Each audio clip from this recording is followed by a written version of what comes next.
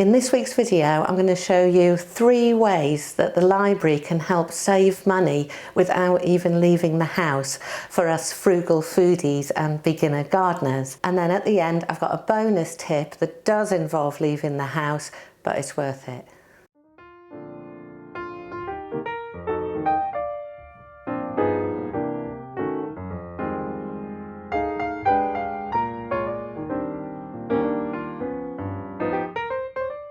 Welcome to Growing Frugal, and if this is your first time here, I upload weekly videos on the theme of learning to live a lower cost life by learning how to grow food, how to cook creatively and with whole foods, and how to get a little bit clever about saving money. And in today's video, I want to talk to you about one of the resources we all have in our communities, and I do hope we'll have them for a long time, which is our local library. Now, don't switch off if you're very digital and this idea is horrifying, because what I want to tell you about is 3 ways that you can actually use digital services at your local library. And then at the end, I've got a tip for you that does involve leaving the house, but it really is worth it, and it's going to save you some money. So let's get to it and give you these 3 ideas for using your library without ever leaving the house, and then our final bonus tip.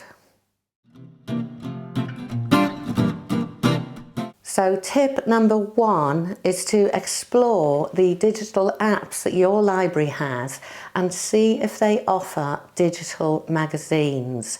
Now, we have 2 different apps associated with our library. One's called RB Digital and one's called Press Reader. And they both have their strengths actually, so I'm registered with both.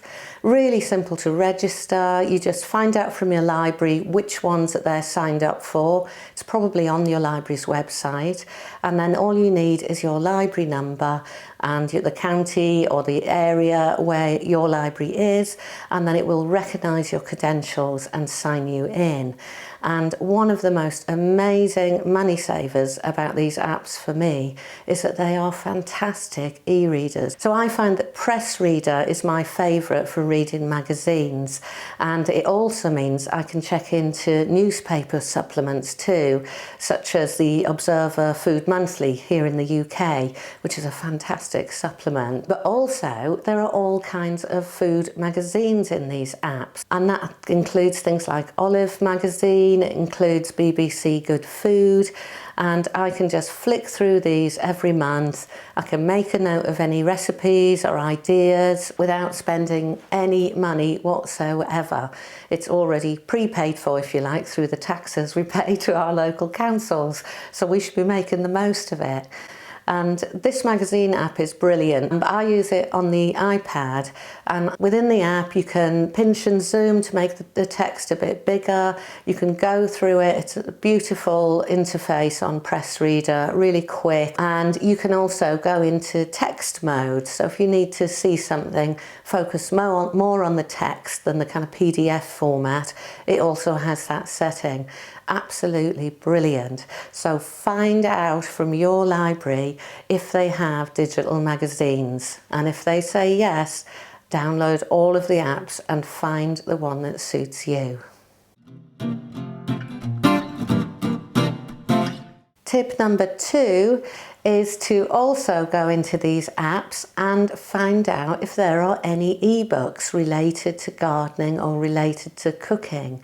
And on mine, I found a really useful little book about composting, and I'd probably never have come across this. It's a fantastic little resource, and again, saves me money. And there are also some cookery books in our library in the ebooks section. So we've got Paul Hollywood's book here on cooking all different kinds of breads.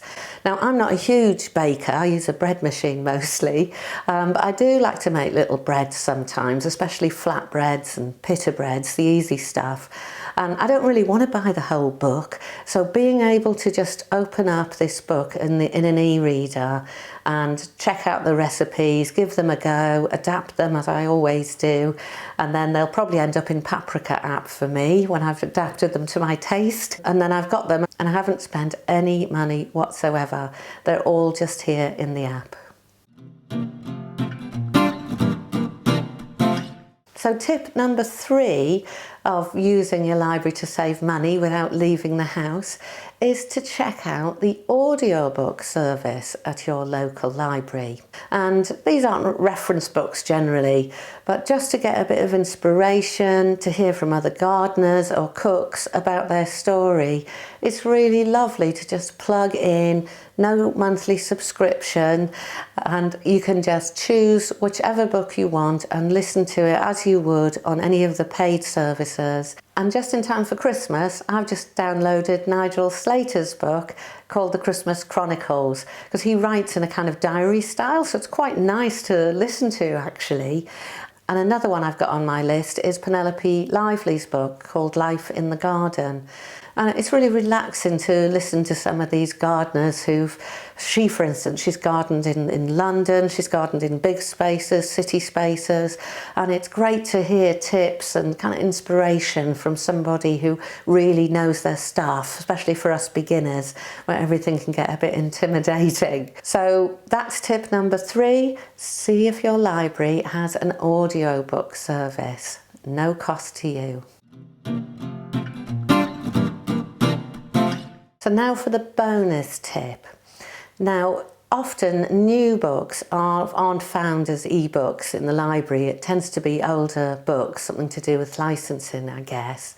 But if you remember, I was looking in the Observer Food Monthly. So let's go back to the magazine section of the Observer and have a look at this great article. Now, if you're a recipe book addict like me, see my other video on that.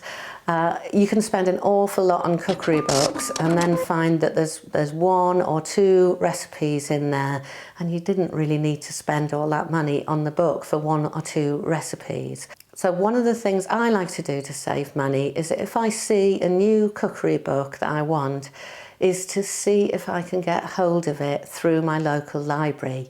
So that's to get hold of the analogue version, the actual book, so I can flick through it and I can really test it out a bit before I decide whether to commit to buying it. And I can tell you that I buy so few cookery books now compared to my awful addiction before I started getting them out of the library first. But often when you go into the library and you look on the cookery book shelves, it feels like there's hardly any books that you might want to look at. So it might send you straight off to Amazon or another online seller and off to buy another book. But let me share with you that often the stock in libraries is huge, and it's just that they're all hidden because they're out on loan most of the time. So what we can do is to go onto the web and search the library catalogue. So here I'm searching for this brand new, expensive Szechuan cookery book. Not a book I'll probably cook loads out of, but I really want to see it. So I want to get hold of it, and I'm going to search for this. And would you believe it? My library's got it in. And what I can do from these apps is reserve it. So I can just click through and say, is it available? Which library is it in my county? I live in West Sussex. I've got a fantastic library service. I'm really grateful to them for maintaining the libraries here. And I can just click through and see if there are copies of the book available and if I can reserve them and get them delivered to my local library. So I just click reserve, and then I'll get a little notification through the app or through email that will tell me when it's ready for collection. And normally there is a fee for reserving books, and in our library I think it's 70p if you reserve digitally, and I think it's £1 if you reserve by actually going into the library. But for non-fiction books in West Sussex, it's actually free to reserve. So I'm going to be able to get this lovely Szechuan cookery book for absolutely nothing. All I have to do is go out of the house and collect it once I know it's sitting there waiting.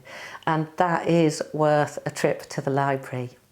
And while I'm here, I might meet some people, I might take some advantage of the lovely quiet space, I might do a bit of work on a computer or use their Wi-Fi, I might check out the local leaflets and the events about what's going on, maybe find a local book club, They really are amazing places. So if you haven't been to your library recently, I want to encourage you to use all of these digital services to save you money, but also to show up and have a look around too and see what you think. See if it's for you.